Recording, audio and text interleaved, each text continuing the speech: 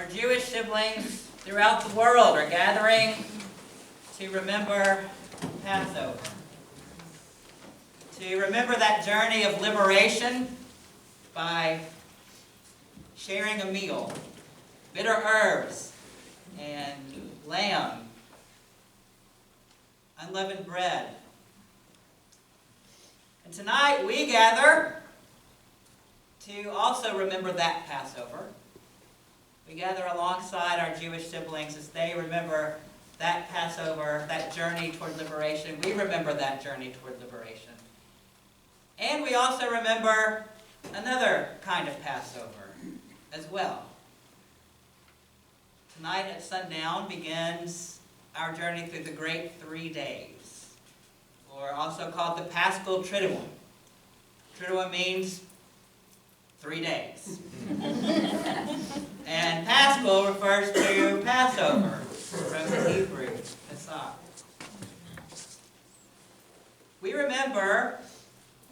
We enter the story anew of Jesus' journey of liberation, from life to death, and from death to life.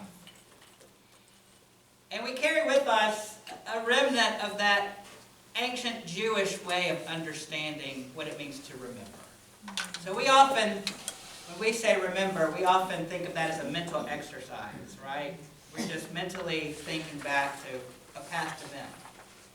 But our spiritual tradition has this wisdom about remembrance that says it's not just a mental exercise.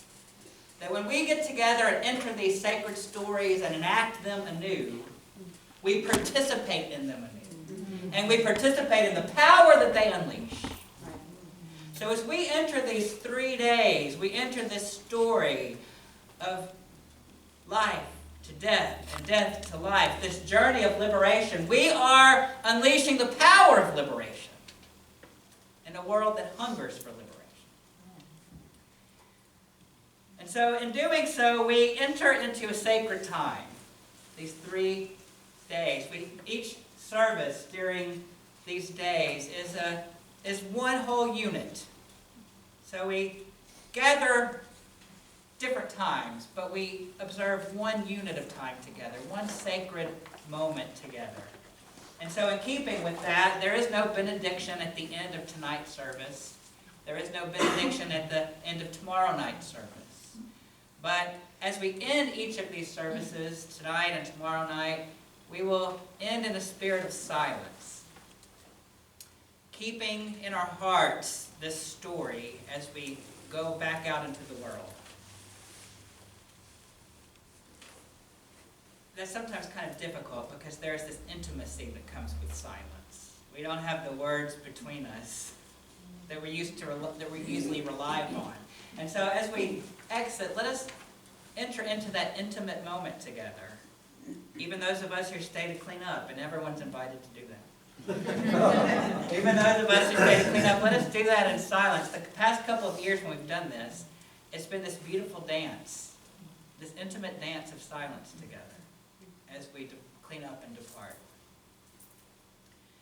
We do all of this trusting that as we participate anew in this story of life, we will be fashioned anew to be agents of life in a world that is still so gripped by the death-wielding forces.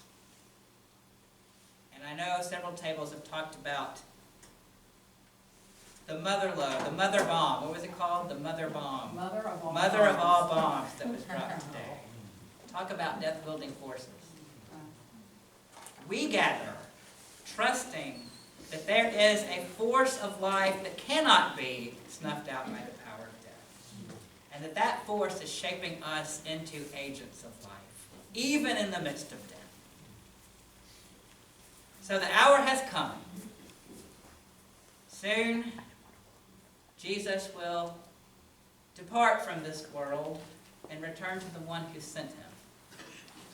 But before he does, even as the agents of death are gathering, even as the shadows of death are gathering, he has one final thing to do. He spreads a table for his community. He says, "Come have life, even in the midst of death." Then he says, love, as I have loved.